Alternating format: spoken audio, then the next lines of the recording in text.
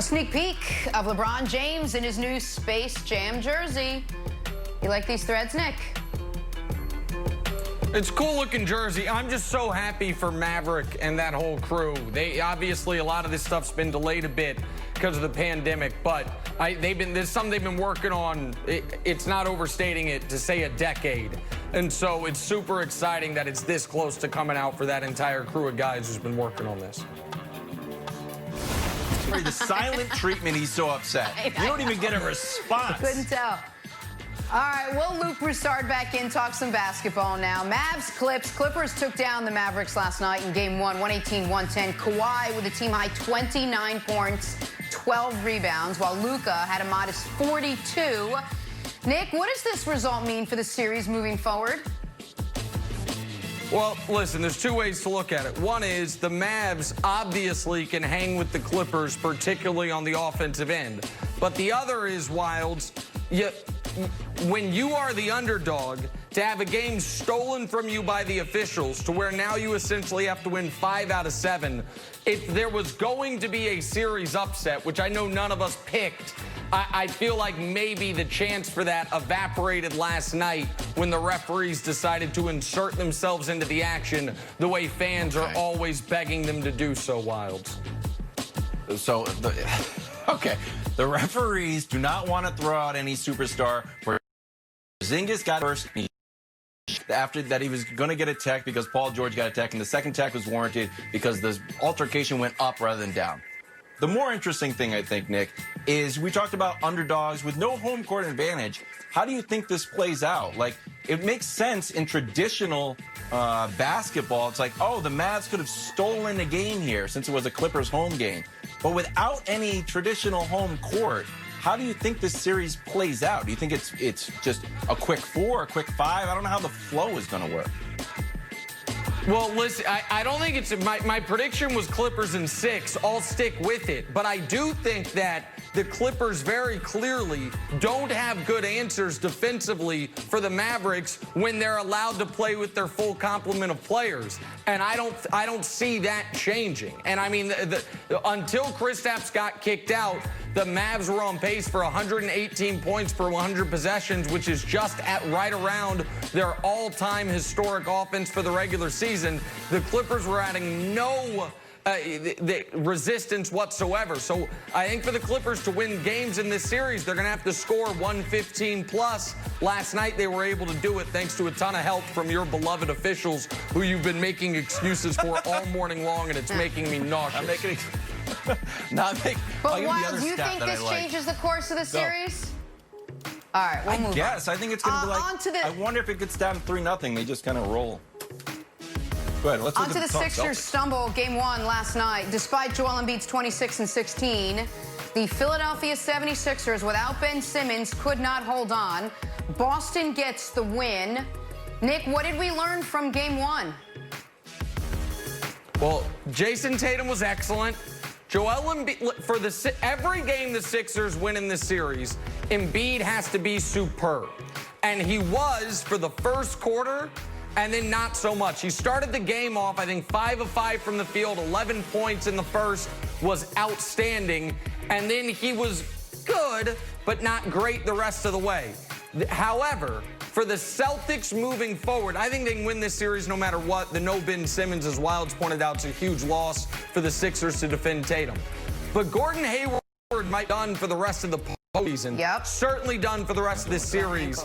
And he was playing good basketball prior to the stoppage and then in the restart. Wilds, I fear for the Celtics, who I have going to the conference finals, no Gordon Hayward could be massive for them against the Raptors in round 2. Yeah, but Kemba looked good. I felt like Kemba looked springy, looked good. Hey, do you think Embiid is too honest in his post games, Nick? Like after the game, he's like, I got to do more. It's like, yeah, dude, you're a superstar and it's the playoffs. You're always like, yeah, I got to do more. You know what, guys, I got to do more. Like, yeah, I think you do.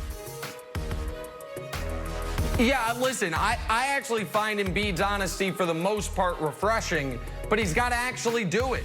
I mean, we know he has, especially against Boston's biggest weakness is their lack of a true interior defender. And so the only guy they had last year who could give Embiid trouble is now Embiid's teammate in Al Horford. So he's got to go into these games with the mindset of, to steal a line from Shaq, I'm going to get you 35 and 20, and that's going to be easy. Without Ben Simmons, if he doesn't do that, I don't think they have the firepower to deal with the Celtics. And it wasn't just Joel Embiid last night. Sixers turned the ball over 18 times. That's going to kill you every time. All right, let's talk some first-round fears.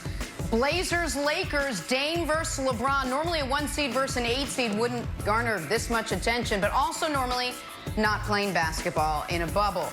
LeBron knows the challenge that lies ahead facing Portland tonight. Take a listen. But they're not your typical 8th seed. I don't think they'd have been 8th seed if they were healthy all year. And that's my mindset. I'm not going in as a 1 seed versus 8 seed. I'm going in with this is the Lakers versus Portland. So I've already thrown that out of the window. So I won't be going in with my guard down. LeBron James is dialed in. Nick, what do you make of LeBron saying that he has his guard up heading into the series tonight against Portland? Yeah, it's the exact right mentality. And it's unbelievable to me that 17 years in, LeBron has to evidently continue to prove himself to folks. I had people call me yesterday and say, listen, my concern about the Lakers is, let's be honest, this isn't 2016 LeBron anymore. And I'm like, no. In 2016, LeBron James, I think, was 4th in MVP voting, and this year he's going to finish 2nd. Like, we have such a short memory, we don't even remember what happened this season, where he was clearly one of the 2 best players in basketball throughout the year. And we're about to see the best version of any athlete in any circumstance, which is LeBron in the postseason. And so, of course, he has to take the Blazers seriously because they have a top 10 player in Damian Lillard, and they are coming off 4 consecutive playoff type of games where their offense was exceptional in all of them. But to me, Wilds, that mentality is just bad news for your beloved Blazers more than it is concerning for the Lakers. So let's just play it out, and I'll see if I can move you off of this rock that you're cemented in. If the Lakers lost tonight, just if, Nick, just play it out hypothetical, would you start to get nervous then? No. No. Did they lose game 1? I think they lost game 1 to Chicago back when he was with Miami and against, I think, MVP Derrick Rose, and then won 4 straight. I know they lost game 1 to the Thunder, his first title, and then they won 4 straight. Like, no. Jenna asked me this a couple years ago. I know. When the Cavs looked like they were an absolute mess. And she said, what is it going to take for you to be nervous that the Cavs aren't going to make the finals? Good question. And I said, for the other team to have 3 wins in the series and for the Cavs to be down double digits in the 4th quarter. And Jenna comes to me right before Game 6 against the Celtics when the Celtics are up 3-2 and have home court and said, you nervous yet? And I said, call me in the 4th quarter and let's see. And I think LeBron went 45 points and 35 points, or 35 points and 45 points in those 2 games. But people act like this is irrational confidence. This is proven performance. And the Blazers, bless their hearts, they're still below 500. Like, oh my, the dangerous who's playing better basketball right now, not Nick? the new team. Which team is playing better basketball right now as we get set to play tonight? Thank you, Jenna. The Blazers played better in the seeding games because they were playoff games for them.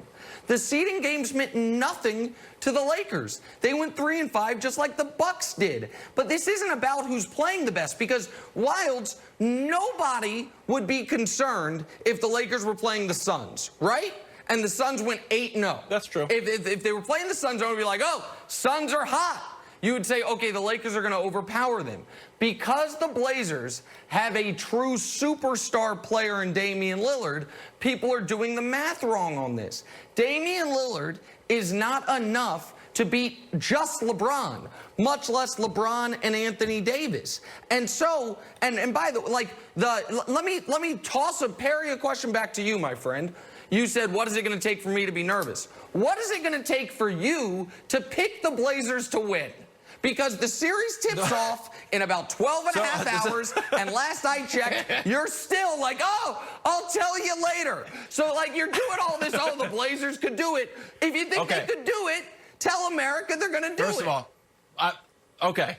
So, he's right. Early on, when we got into the bubble, Jenna, and it was like, hey, they're going to invite the teams that aren't even in the playoffs. I was like, you know who's going to make the playoffs? The Blazers are going to make the playoffs. And you guys are like, no. And Nick, you're out there on Twitter putting out like, hey, Kevin, look at this funny draft I have. Ha ha, the Blazers are going to be the best 10th seed. I'm like, you don't need to put that in your drafts, buddy. You got to put that in the trash if there's a trash button on Twitter. Blazers are making play. So I've been rock solid correct on that. And then I go online yesterday, and people are sending me text messages like, why don't you pick the Blazers to beat the Lakers? I'll tell you why. Because I'm not 100% sure they will. And when you hear a prediction from Kevin Wildes, it's going to be 100% right. Kev. I'm not 100%. The problem is the Nurkic AD factor is really scary. If Nurkic is not going to go out to the three-point line with AD, so I want to see a little bit of that, and I will give a prediction now. 7 minutes into the first quarter, I will tweet a prediction. I want to see. I'll be able to tell by 7 minutes. 7 minutes, I will say, "Oh, Jenna, I'm ready to make a prediction." What's that? Jenna, while Wildes refused to pick the series, he did educate the audience in something I think they hadn't thought about. That, you know what? Anthony Davis could be a God-blessed problem for Portland. You think? Why do you think I'm so confident? They've got two guys in